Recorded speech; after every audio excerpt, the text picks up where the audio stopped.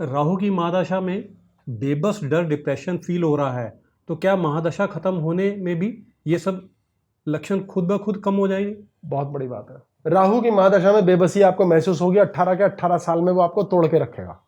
इसलिए 18 साल बेबस रहो। एक्सेप्ट करते ही मुन्ना बदल देता है सब कुछ, यही शनि है।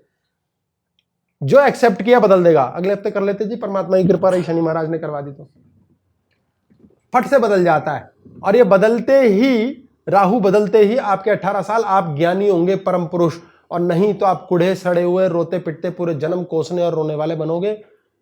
इसलिए राहु की महादशा बेबस तो कराएगी। पूजा पाठ, अंतरदशा भी। पूजा पाठ बंद कर दो, बिल्कुल बंद।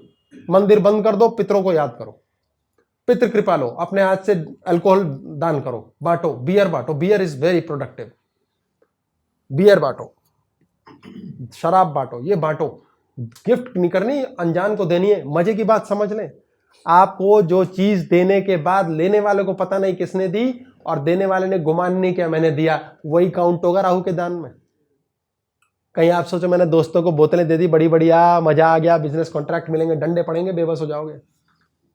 राहु सब पी जाएगा, कहेगा फ्री की थी। सर, किसी व्यक्ति को ट्रेनिंग देकर आतंकवादी या सोल्जर बनाया जा सकता है, तो क्या उन्हें संत भी बनाया जा सकता है? और ये किस उम्र तक हो सकता है, या फिर जो कुंडली में लिखा होता है वही होता है? किसी को भी ट्रेंड करके कैसा क्या बनाया जा सकता है, कुंडली में लिखा हुआ 1,00,000% इन्फ्लुएंस करेगा। क्योंकि आतंकवादी कैंप से भी लोग सुधर के भाग आते हैं और संतों के आश्रम से भी लोग निकल के व्यभिचार कर लेते हैं। लेकिन ये सारा का सारा नियोकॉर्टेक्स डेवलप होने से पहले होगा, 25 साल की उम्र से पहले, जब तक आपका ये एक्टिवेट नहीं हुआ। जो सूर्य है वो 10 तक चलता है, सूर्य 10 की एज तक जाएगा, चंद्रमा 5, मंगल 27, बृहस्पति 16, बुध 32 है, बृहस्पति 16। ये हो गया गुरु महाराज। 16 की एज के प्लस माइनस 5-7 साल के अंदर आप जो भी बच्चे के अंदर फीडिंग करते हो वो उस तरफ जाता है। इसलिए 16 से पहले पहले के बच्चे को बिगाड़ो, संत बनाओ, आतंकवादी बनाओ, जो मर्जी करो। 25 तक पूर्ण रूप से उसको वैसा नक्शा बना सकते हो उसके बॉडी ब्रेन का।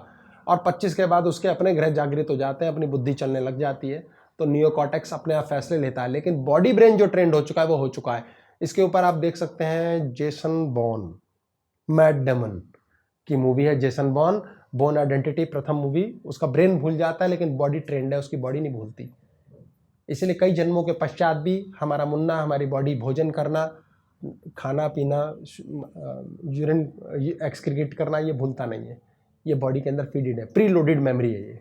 बाबा आईटी बाबा जो बन गया है वो तो पढ़ा लिखा और उम्र का तो आईटी बाबा पढ़ा लिखा की लड़ाई नहीं है, उसके ग्रह में लिखा है कि पढ़े और जाए वहीं जा जाना है।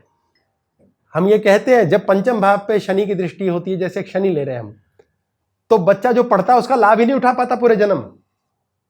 शादी करी सप्तम भाव में शनि, पत्नी का लाभ नहीं होगा, पति का लाभ नहीं होगा, तलाक होगा, फिर जाओ बाहर।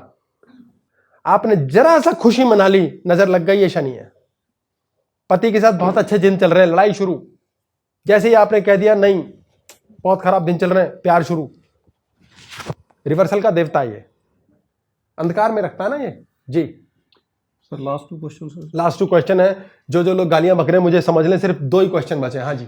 If someone reaches his higher chakras through human consciousness, then what role Jyotish/Graha plays in his life?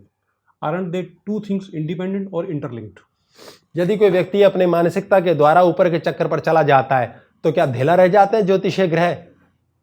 क्या दोनों इंटरलिंक नहीं है? ये कुंडली में योग होगा भैया कि वो कृपा लेने ऊपर जाता है कि नहीं जाता। 5वें और 9वें घर का कार्यक्रम होगा, उच्च का ग्रह होगा 5वें 7वें 9वें में, तभी ये काम हो सकता है, अदरवाइज भूल जाओ।